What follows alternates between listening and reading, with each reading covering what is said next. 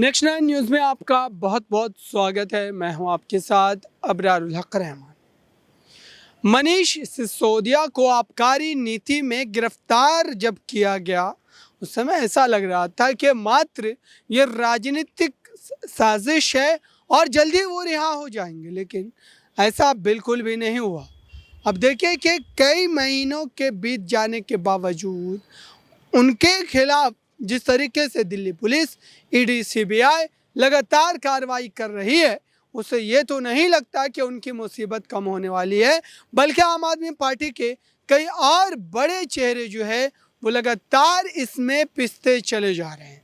और दरअसल इसको लेकर के कहा यह जा रहा है कि अगर ये पूरी स्थिति बनी है तो इसमें मनीष सिसोदिया के द्वारा किए गए वो काम हैं जो अरविंद केजरीवाल लगातार गिनवाते रहते हैं कि दरअसल मनीष सिसोदिया जो है वो काम कर रहे हैं शिक्षा के जो है क्षेत्र में, और यही वजह है कि भारतीय जनता पार्टी इससे बौखलाई हुई है। आपको अरविंद केजरीवाल का वो भाषण सुनाते हैं जिसमें उन्होंने मनीष सिसोदिया का भी जिक्र किया। सुनिए इस भाषण को। मंच पे मौजूद दिल्ली के उपराज्यपाल महोदय श्री विनय कुमार सक्सेना जी,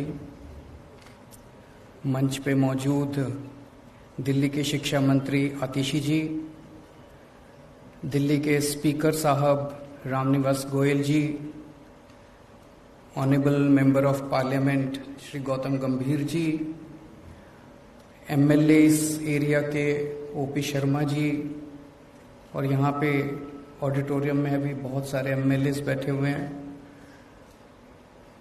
यहाँ के वाइस चांसलर साहब डॉक्टर महेश वर्मा जी, अन्य सभी अधिकारीगण, डीन्स, वेरियस अथॉरिटीज़ और सभी भाइयों बहनों, आप सब लोगों को मेरा नमस्कार, सबको मेरा प्रणाम।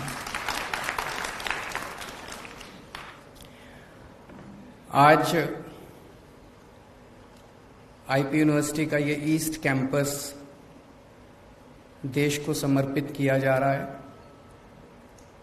अभी हम सब लोगों ने इस कैंपस को घूम के देखा।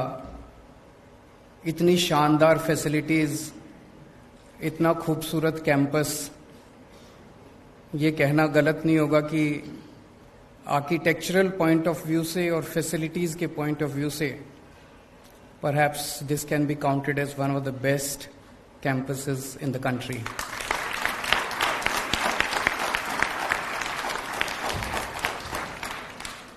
इसके लिए मैं पूरे देश को बधाई देता हूं, क्योंकि पूरे देश भर से यहाँ बच्चे पढ़ने आएंगे।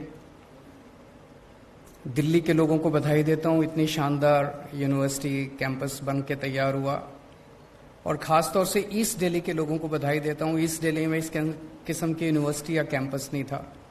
सब लोगों को मैं बहुत बहुत बधाई देता हूं। ओपी शर्मा जी को बधाई देता हूं, उनकी विधानसभा में ये कैंपस तैयार हुआ। इस तरह की यूनिवर्सिटी जब बनती है, यहाँ पे 2500 बच्चे पढ़ेंगे, लगभग इसकी कैपेसिटी 2500 बच्चे होंगे। इस तरह की जब यूनिवर्सिटी बनती है तो आसपास की अर्थव्यवस्था को भी बहुत ज़्यादा फायदा होता है। बच्चे आएंगे, रहेंगे, हॉस्टल में रहेंगे, खूब सारी आसपास दुकानें खुलेंगी, कई लोगों को रोजगार मिलेगा। इसका जो कास्केडिंग इफेक्ट है वो बहुत ज़्यादा होता है। तो इस पर्टिकुलर विधानसभा को अर्थव्यवस्था के पॉइंट ऑफ व्यू से बहुत ज़्यादा फायदा होगा।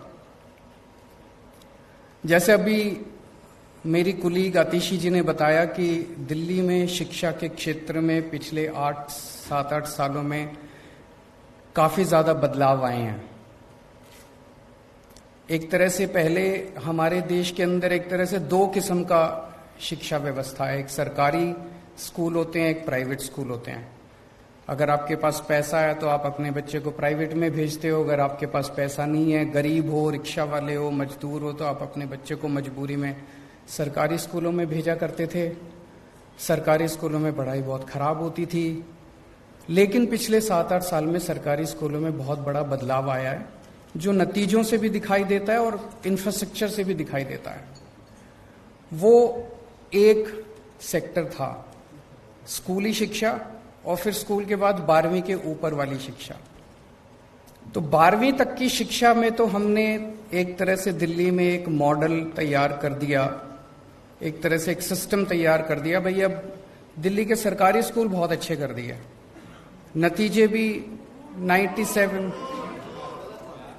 कोई बात नहीं, बाद में बोल लेना, हाथ जोड़ के।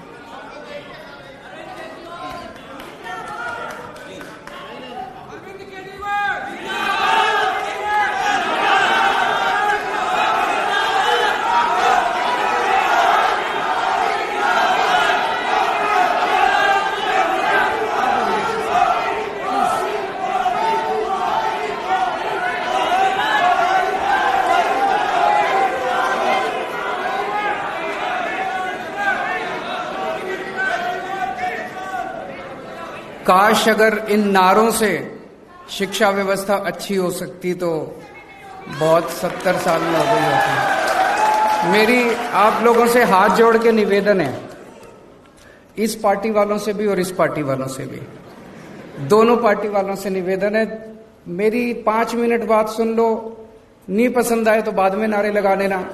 एक बार बोल तो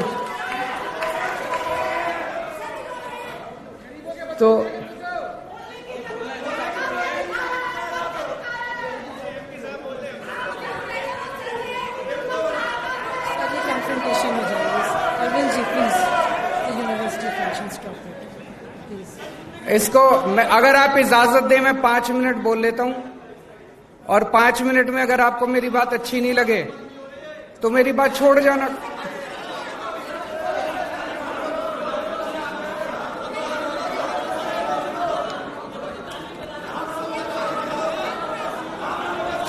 एक मिनट, अब बैठ जाओ, सब लोग बैठ जाओ, सब लोग बैठ जाओ, बैठ जाओ, सब लोग बैठ जाओ, बैठ जाओ, सब लोग बैठ जाओ, सब लोग बैठ जाओ। तो एक तरह से 12वीं तक अपने पास अब एक सिस्टम है, अगर आपके पास पैसे नहीं भी हैं तो आपको अच्छी शिक्षा मिलेगी। आप सरकारी स्कूल में भेज दो, आपके बच्चे को अच्छी शिक्षा मिलेगी। अब अपने को 12वीं के बाद की शिक्षा के ऊपर ध्यान देने की जरूरत है। दिल्ली में हर साल लगभग 2.5 लाख बच्चे 12वीं पास करते हैं। इसमें से लगभग 1.5 लाख बच्चे सरकारी स्कूलों से निकलते हैं, 1 लाख बच्चे प्राइवेट स्कूलों से निकलते हैं। जब हमने जिम्मेदारी संभाली थी 2015 में, तो उस वक्त 12वीं के बाद सारे कॉलेजेस मिला के, और डीयू का भी एक स्टेटिस्टिक्स लिया गया। डीयू में जैसे जो दिल्ली सरकार की यूनिवर्सिटीज हैं उनमें तो 85% सीट जो हैं वो दिल्ली के बच्चों के लिए रिजर्व हैं, लेकिन डीयू के अंदर सीटें रिजर्व नहीं है। तो एक एस्टीमेट बनाया गया भी दिल्ली के बच्चों को कितने एडमिशन होते हैं दिल्ली यूनिवर्सिटी में, वो सारा मिला लिया जाए तो एक रफ एस्टीमेट ये है कि 2.5 लाख में से 1.1 लाख बच्चों के लिए दिल्ली में सीट अवेलेबल थी। तो एक तरह से 1.4 लाख बच्चों का डेफिसिट था। पिछले 7-8 साल के बाद अंदर ये 1.1 लाख से हम इसको 1.5 लाख तक ले जा पाए हैं। आज 1.5 लाख बच्चों के लिए 12वीं के बाद सीट अवेलेबल है। अभी भी 1 लाख का डेफिसिट है, हमें अभी 1 लाख और बच्चों के लिए सीट्स क्रिएट करने की जरूरत है। लेकिन सबसे बड़ी इशू उठता है, और तो आपने सुना वो जो बातें कह रहे हैं या फिर जिस तरीके से कहना चाह रहे हैं, उससे ये लगता है कि आने वाले दिनों में भाजपा वर्सेस आप की लड़ाई और भी ज़्यादा गंभीर रूप इख्तियार कर सकती है। तो देखते हैं आने वाले समय में क्या बदलाव होते हैं। फिलहाल इस खास रिपोर्ट में बस इतना ही। देखते रहिए ताज़ा तरीन खबरों के लिए नेक्स्ट 9 न्यूज़ को। धन्यवाद।